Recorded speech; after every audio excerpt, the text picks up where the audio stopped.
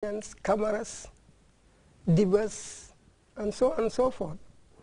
so you have many. I had just singled these families out, but actually I had got some information on these families because when I was working at the OHAD, I was at the genealogy unit, which was funded by one Peace Corps. How reliable is the information you've collected in this book? It is very authentic. Very authentic. Very authentic. Your source of information, secondary, primary, combination of both? It's all. Where were you getting your information? Are you talking to people directly on the ground? Yes, in the course of your research? I go you were going to places, visiting places, visiting people, interviewing them? Yes. Were you also having some ready-made material that is already available in libraries and archives and all that? Actually, on this, I rely on oral history from people. I meet people who are well informed, go to different areas, try to see what I have collected from these people, combine them together and see what are the facts and which are more similar. Yeah, because the problem with oral history is that it is most of the times not written. Yes. And information is passed from generation to generation, most of the times verbally. What I say, a lot of the information along the way gets kind of distorted or is lost somehow or it's watered down in a way. Yes. One way or the other. So if you were reliant largely on our local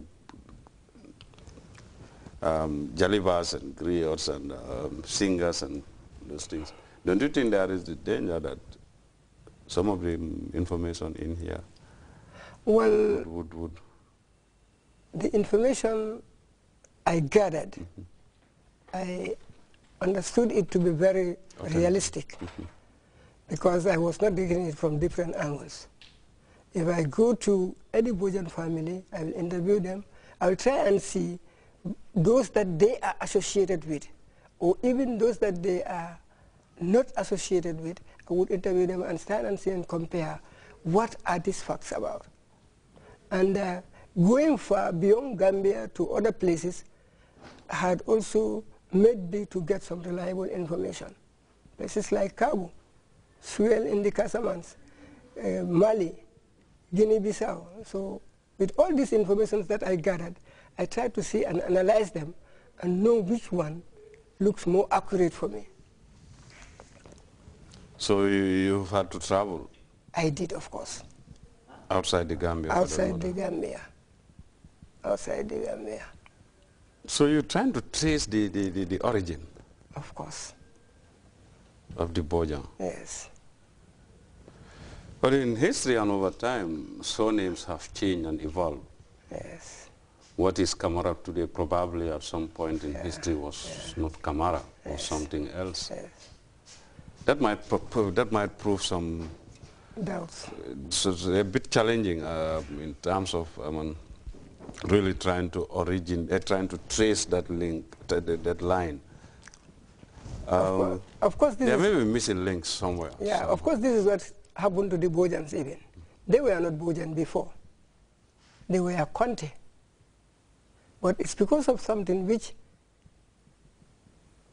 forced them to bring this surname, to adopt the surname Bojan. So they did something, that's why they are called Bojan, but they are originally Conte.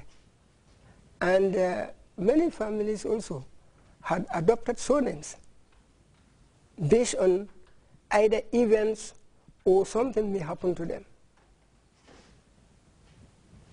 So those, Bojan was not originally Bojan? Of course. It was Conte? It was Conte, yes. Traced to which of the greats in the past? Sankara Madiba Conte. Sankara Madiba Conte. Yes. This was supposed to be the Manding Empire? Yes, the Manding Empire, yes. Sankarang is a vassal state in Manding. So this man also has his own kingdom. He decided to ask his family to leave because of some conflicts. But not only because of conflicts, he also foresees something, that if his family leave Sankaran, they'll be known everywhere, anywhere they settle. And then the destiny that he asked them to go was the east, that is Tilibo, west, sorry. So he asked them to go to Tilibo, but specifically... Tilibo is east. Tilibo is Tiliji west. Tiliji is west. Yes, he asked them to go to west. But specifically, they are asked to go to a special destination. Not only go to Tilibo, Tiliji, but to go to a specific place in Tilibo, in Tiliji. So this was what, from that demand to... So that's how the migration of the Bojangs began. Yes, began. They live in places, different places like Duako. It's also a region in Sankarang. Tukad is a region in Sankarang. Does in modern day where Mali or... Presently, if you want to locate Sankarang, it is going to be in Guinea-Conakry. In Guinea-Conakry. In Guinea-Conakry. Presently, it's in Guinea-Conakry. So you visited all these places? I've gone to all these places, yes. This point in point of transition from Bojan, from Conte to Boja, how did it happen? It's very interesting, Keba. These people were Conte before, and you know, from Mali to the west here is very far. It's a long distance. So as they are coming, the first event that happened was they had to cross a tributary, Bolong. And crossing that tributary is known as an uncrossable tributary because there are some spiritual means there. But these people were able to cross by using long bamboo sticks. If you look in the book, you will see what I had illustrated in that. These people crossed using that long bamboo sticks.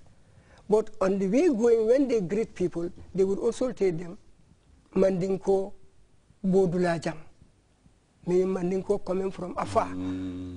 So this has been, yes, this has been repeated over and over.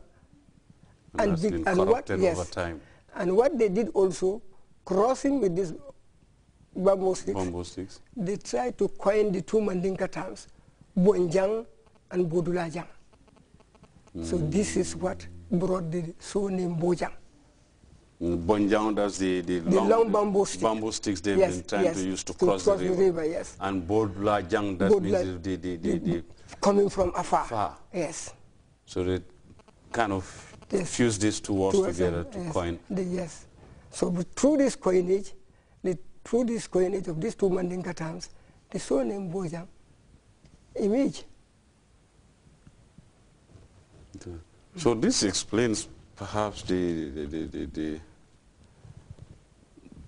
notion that other people hold, that after all, surnames do not necessarily connote the tribe you belong to, or the tribe that one belongs to. It's true. It's quite true. So this is why you can find Bojangs in many other ethnic groups, different ethnic groups. Of course, and I would tell you, these are families that never change their identity. From Conte up to date now, Bojang. You go, if you are a Jola, Bojang, you will be Jola. If you are Mandinka, you will be Mandinka. And it's because of environment, settlement, intermarriage, and other social lives. People have to get these surnames. Tribes, I would say. But these Bojans, they love their identity, actually. If you look at tribes, for every tribe, especially in Africa, that you talk about, they have certain other means, or they have certain other objects sometimes. They may sometimes even be living things. They call them totems. Yes. Is there any associated with the Bojang family? Of course, of course. They have totems. These are what we call as unfriendly animals to us, or allergies.